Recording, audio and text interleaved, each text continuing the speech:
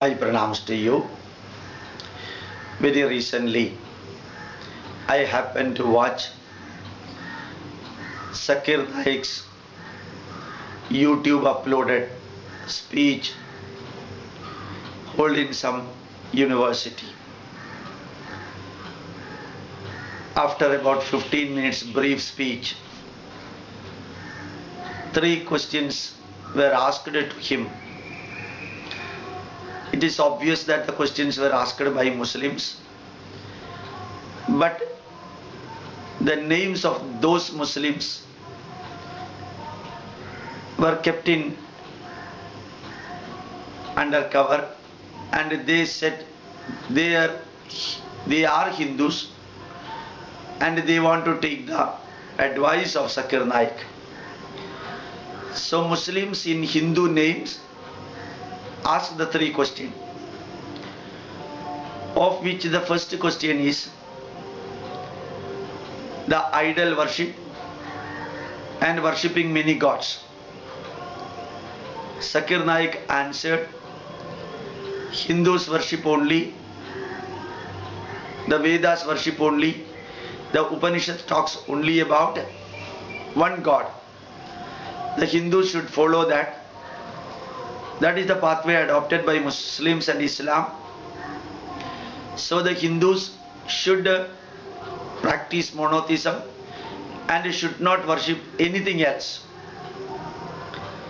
And that fellow got satisfied and he sat. And Zakir Naik made it a form that Hindus can convert it to Islam, because Hindus also worship only one God according to Vedas and Upanishad, for which he quoted one line from Shveta Upanishad. But the pronunciation of Shveta Upanishad is done as Cheta Chetopanit. And he has quoted another line from Chandogya Upanishad. And the pronunciation of Chandogya Upanishad is done as Chandogya.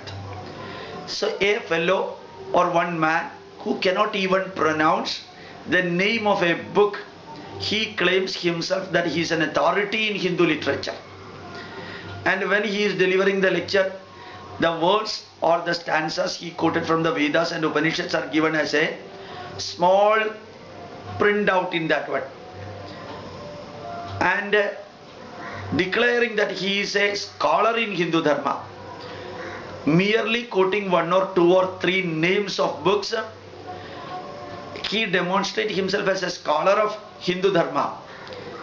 To Zakir Naik and all other Muslims who follow Zakir Naik, I would like to tell them that Muslims have got only one book, Christians also have got only one book, but Hindus, we have got 2000 foundation literature written in Sanskrit, 10,000 commentaries written in Sanskrit, and more than 1 lakh sub-commentaries written in 16 Indian languages.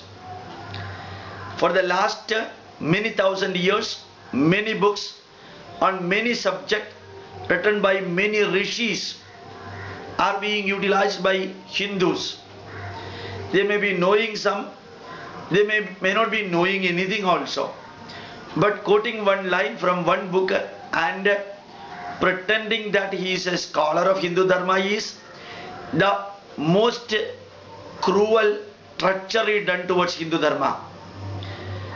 And definitely I tell you, Mr. Zakir Naik, Hindus worship only one God, and if when they reach that level, Kaivalya Padavi, up to that level, they have to pass through different stages and finally they will reach Ekam Sadvipraha Bahuda Vadandi Eka Eva Hi Bhutatma Bhute Bhute Vyavastita. Ekam Sad, the final truth, the final essence and final fact, the God is only one. That particular God is explained in Vedas, Puranas and everything, everywhere. Dhyava Prithivi Janayan Deva Eka. But remember that Bombay is one, but the pathway for going to Bombay is not one. The fellow from Calcutta will have to take a different route. The person who is traveling to Bombay from Trivandrum will have to take another route. The person who is traveling to Bombay from Delhi will be having another route. The route or the pathway or the road to Bombay from Chennai, from Hyderabad, from Bangalore, from Ahmedabad, from Jaipur, these are all different. But Bombay is one. Till you reach Bombay, the pathways are different. Like that in Hindu Dharma, the God is one, but divinity is present in everything. God is one, divinity is present in everything. So we worship God and also we worship in divinity. So in that way, Bharat is divine. And he quoted from Shvetashvedara Upanishad. I shall quote from the same Upanishad. Satyam vada dharmam chara swadhyayan ma pramada satyanna pramadidavyam dharmanna pramadidavyam bhutyayna pramadidavyam deva vidrigaryapyam na pramadidavyam swadhyaya pravajanapyam na pramadidavyam. Then Mr. Zakir Naik come to the next point. Matradevo bhava, Pitradevo bhava, Acharya devo bhava, Atiti devo bhava. These are all divine. We worship mother. In the second question, Zakir Naik tells that a Muslim will never worship India as a land or motherland. He will not chant Vande Mataram because Muslim will worship only Allah. He tells that Muslim will not give salute to a country, nor the ruler, nor even to Prophet. A Pakistani Muslim will not give salute to its president or the country. A Arabic Muslim will not salute the king or the Arabia or even Mecca. He will be saluting only to Prophet or not even to Prophet Muhammad, only to Allah. So my question is, if Vande Mataram is dangerous, if worshipping Bharat Mata is not permitted according to Quran, don't you think that when the Muslim soldiers, Muslim policemen working in different countries salute the color of salute the flag of that country? In India, August 15th and January 26th, the police force and the military force used to conduct Freedom Parade, Independence Day, Republic Day Parade. They salute the minister who is standing there. An advocate salute a judge, and a Muslim advocate will definitely salute a judge, whether he is a Hindu or not. And a junior police official, a junior Muslim official, police official will definitely be saluting a senior Hindu official. In Pakistan also it is same thing happening, and every tricolor or every flag of a nation will definitely be saluted by any Muslim. Any Muslim of that country, if he has to survive in that country, he cannot say I will salute only Allah, I will not salute the country, I will not salute the flag, I will not salute the ruler of the country, I will not salute the judge of the country, and I will not salute the minister of the country. He cannot say that one. If he can salute, and if he will be saluting the superiors, the seniors, the ministers, the rulers, the kings and the country, why not chanting Vande Mataram dangerous? It is some of the negative things just injected into the mind of Muslims. And the third question asked to Zakir Naik, for Hindu-Muslim unity, what should be done? Asked by a so-called Hindu, but internally he was a Muslim in Hindu name. The answer given by Zakir Naik, if the Hindus follow what is mentioned in Vedas, if the Hindus worship only one God, if the Hindu comes from the polytheism pathway to monotheism pathway, definitely Hindus and Muslims can come together, live together. It is like living as a Muslim, even though Hindus worship one God. Muslims worship only one God, Allah. So Hindus also should worship only one God according to Veda. And then the Muslims and Hindus can live, cooperate, complement, coexist and work together.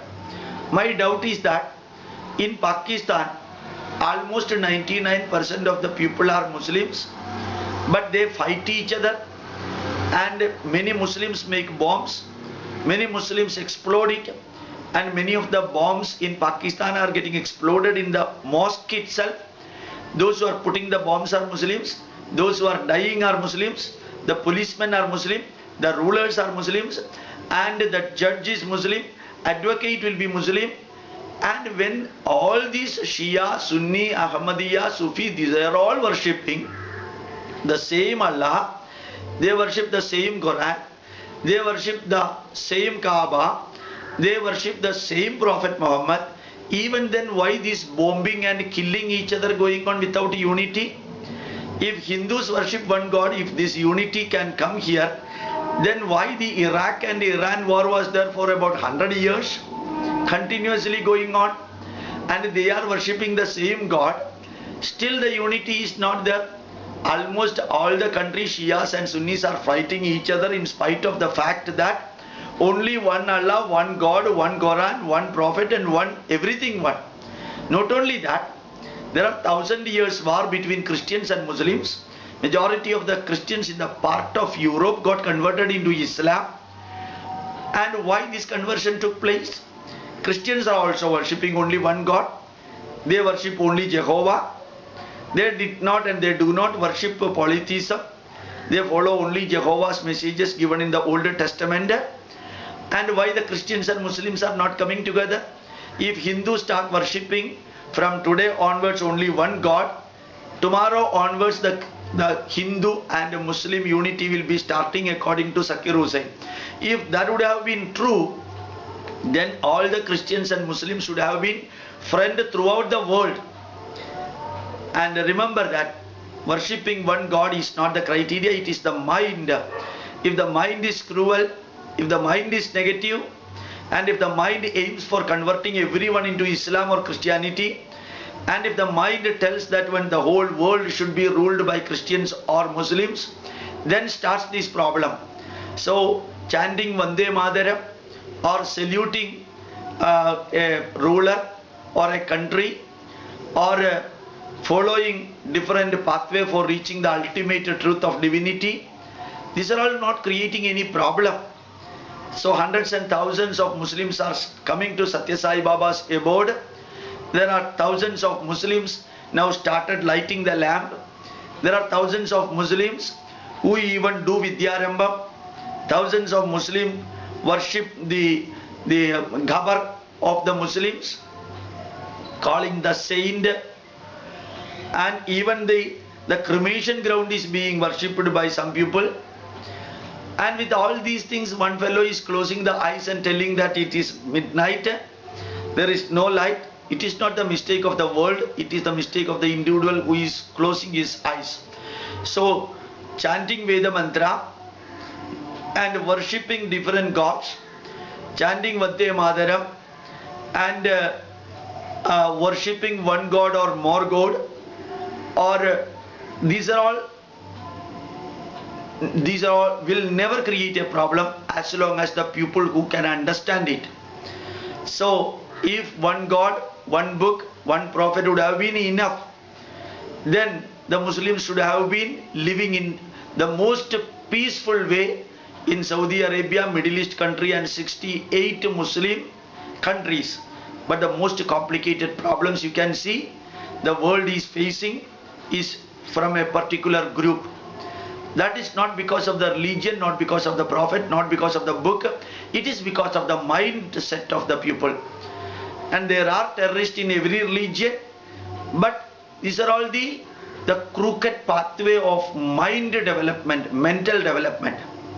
So those Muslims, those Christians who are living in India, they should remember that India, the holy land, they need not worship Indian God.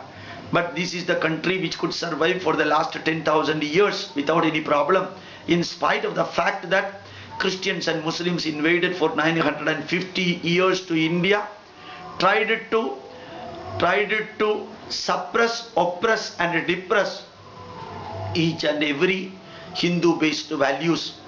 So chanting Vande Mataram, worshipping many gods, or following Vedas, following Puranas, following Upanishad, these are all part of Hindu Dharma. That is why we always chant समस्त लोकाः सुखिनो भवन्तु, लोकाः समस्ताः सुखिनो भवन्तु, सर्वे भवन्तु सुखिनः, सर्वे सन्तु निरामया, सर्वे भद्राणि पश्यन्तु, मा कश्चित् दुःखभाग् भवेत्. No other religion in this world ever prayed like this. Only Hindus prayed this. And remember that is why Hindu Dharma is surviving in spite of the atrocities done towards Hindu Dharma by Christians and Muslims for the last nearly 1,000 years, right from 995 AD onwards. So Hindu Dharma will survive in India and everywhere in the world without a missionary, without any terrorism, without any monotheism or polytheism, and with the way in which it survived for the past 10,000 years, it will survive the coming 10,000 or more years also. My pranams to you.